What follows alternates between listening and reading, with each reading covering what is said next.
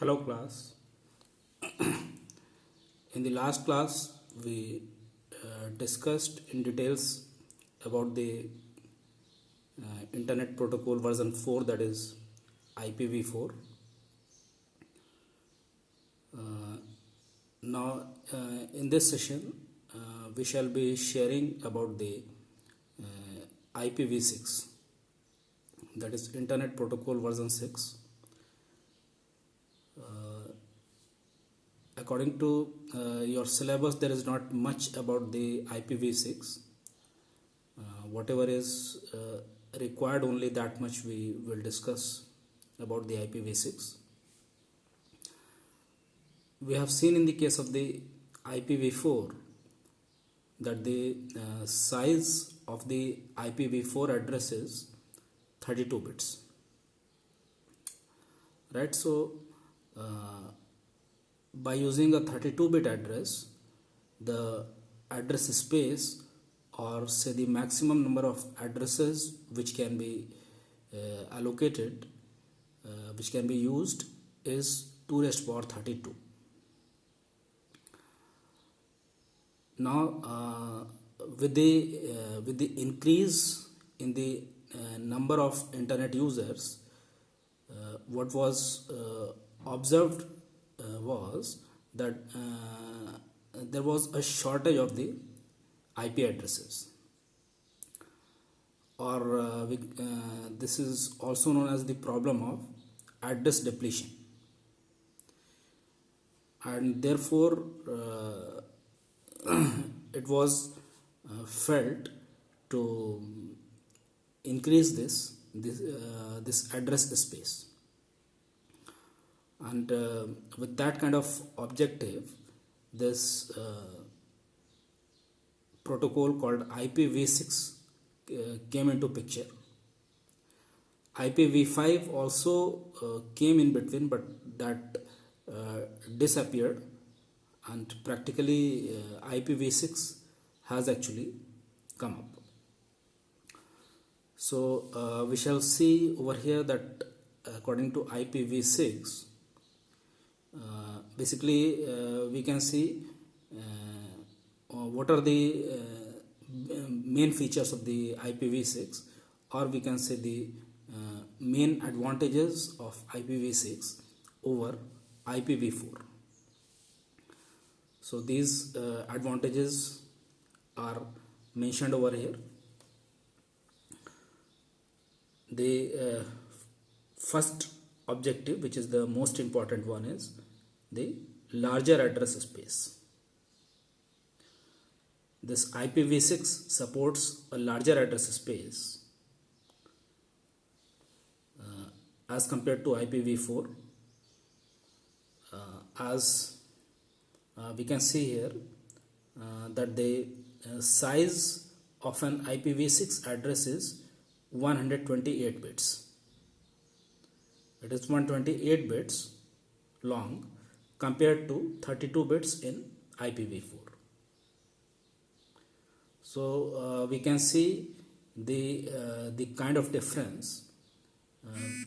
The address is here 128 bits long, and therefore the maximum number of hosts which can be addressed by means of this 128-bit IPv6 addresses can be to the tune of 2 raised to power 128.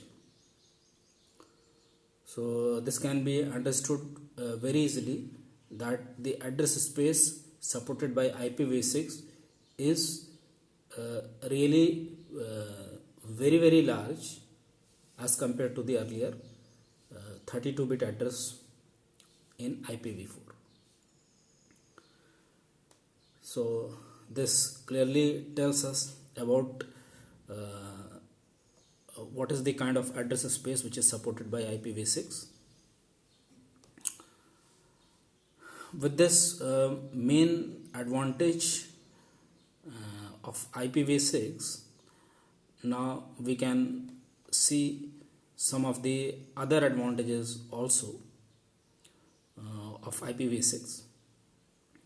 The next kind of advantage or feature we can see is IPv6 has a better header format. In its header we have more of the functionalities associated.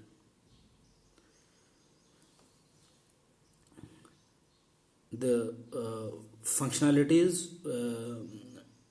the additional functionalities are, we can say, in the form of that we have the better options for allocation of priority for data transmission. Also we have better features for the flow control, and also for the security we have better supports available. So these are some of the additional features over here. Then there are some new options available, and another feature or advantage is there is allowance for extension.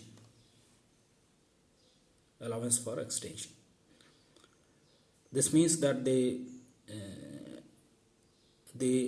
headers can be extended if required. So that is also an additional feature available with the IPv6. So these are in a nutshell the advantages of IPv6 over IPv4.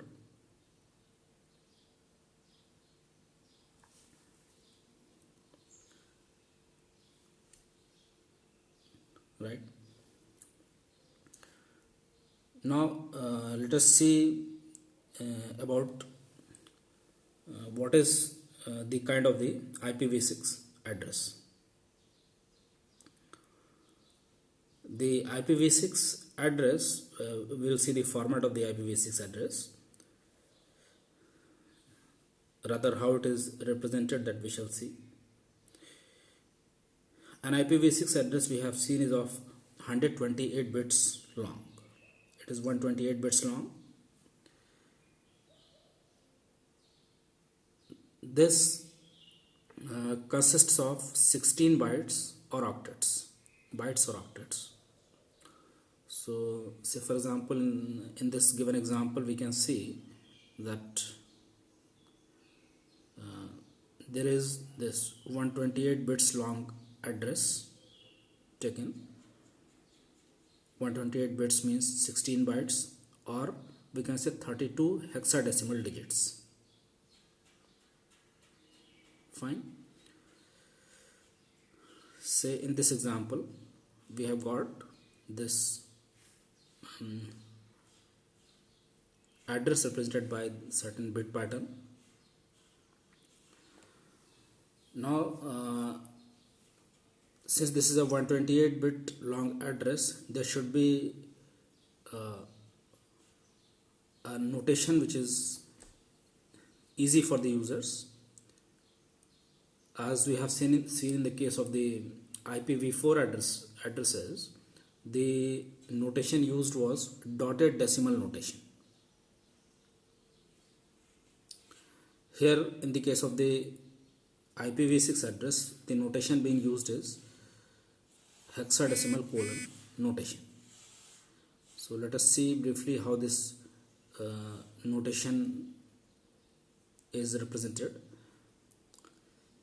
We can see that in the given 128 bit address, each 4 bit is represented by an equivalent hexadecimal number, and then after every 4 hexadecimal digits we put a colon. So this becomes the hexadecimal colon notation. For example, in the given example we can see that the first 4 bits are 1111. The equivalent of this in hexadecimal will be F. Then this is followed by another set of 4 bits 1101 represented by hexadecimal digit D. Then next becomes E and then C. Right. So after these four hexadecimal digits, we put a colon, and then the next combination will follow. So this is how this becomes the representation in hexadecimal colon notation.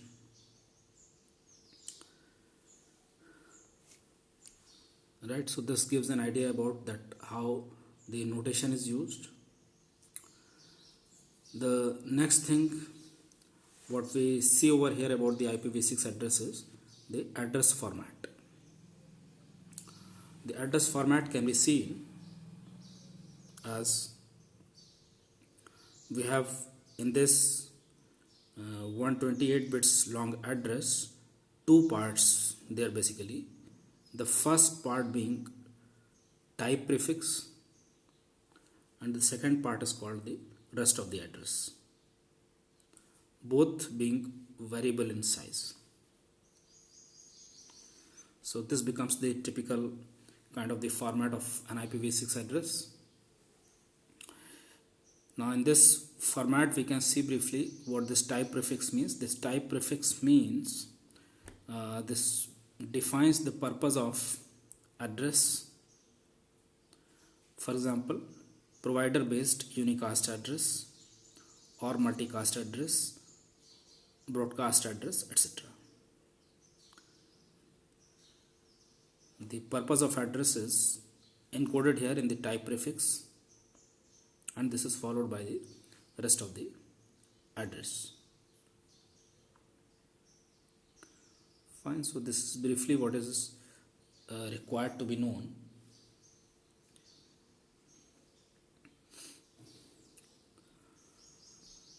And then now after this we can see what is the, in brief, about what is the IPv6 packet format. The IPv6 packet format we can see over here, as we have already seen the format of the IPv4 datagram. So similarly we can see about the IPv6 datagram briefly. In this way it can be seen that this datagram consists of two parts. The first part called as the base header, and the second part as payload. Base header size is 40 bytes and payload size is maximum up to 65,535 bytes. Right, where further this payload part may be divided into two parts if required. That is, there can be an extension header which is optional, followed by the data packet from the upper layer.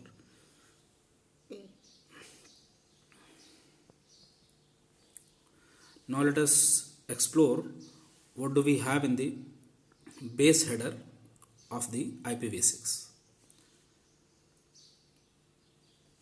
In the base header part we can see that the various fields which are there are VER for version of 4 bits, PRI 4 bits, PRI is for priority, then flow label of 24 bits, followed by payload length of 16 bits, next header 8 bits, then we have hop limit 8 bits. This followed by the next field, that is source address of 128 bits and destination address of 128 bits. So this becomes basically the part of the base header. Now let us briefly understand the role of each of these fields. The first field, that is the version field, VER. These 4 bits are representing the number 6, decimal 6. Right, so this in this case will be 1010, decimal 6. Then we have the priority field. Priority defines the priority of the packet with respect to the traffic congestion. That is, in the case of the congestion, there are certain packets which are to be given higher priority, so better facilities are supported over here. This defines the priority. Then we have got the flow label. Flow label is the field which is designed to provide a special handling for a particular flow of data. That is, say for example, to speed up the processing of a packet by a router. अगर speed up करना होगा processing को, तो accordingly इस field के अंदर encode किया जाएगा. The next field being payload length. This field defines the total length of the datagram excluding the base header. Right? This becomes the payload length excluding the base header.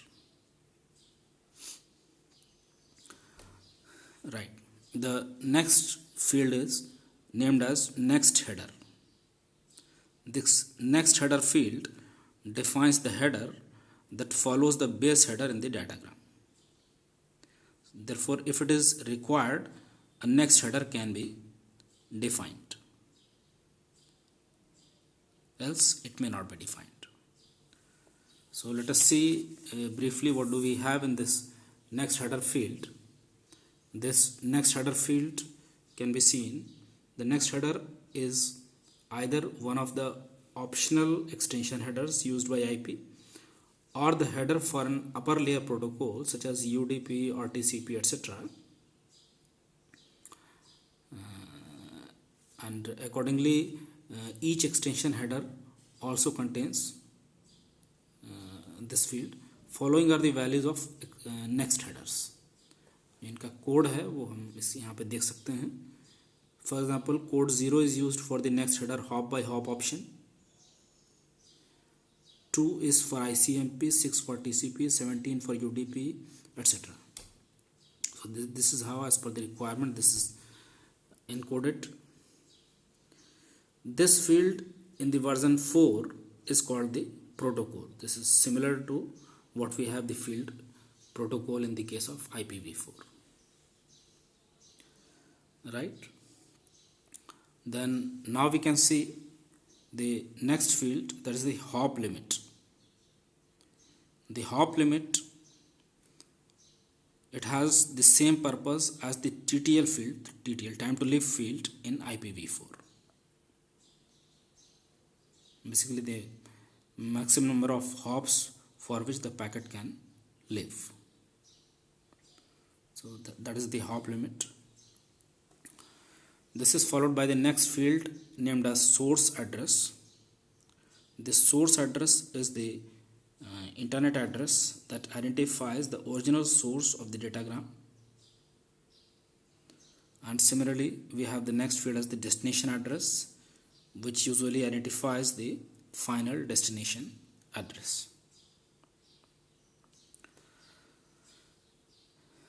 Right, so this has given you an idea about the IPv6 protocol in brief, and with this we broadly complete the third unit of the according to your syllabus.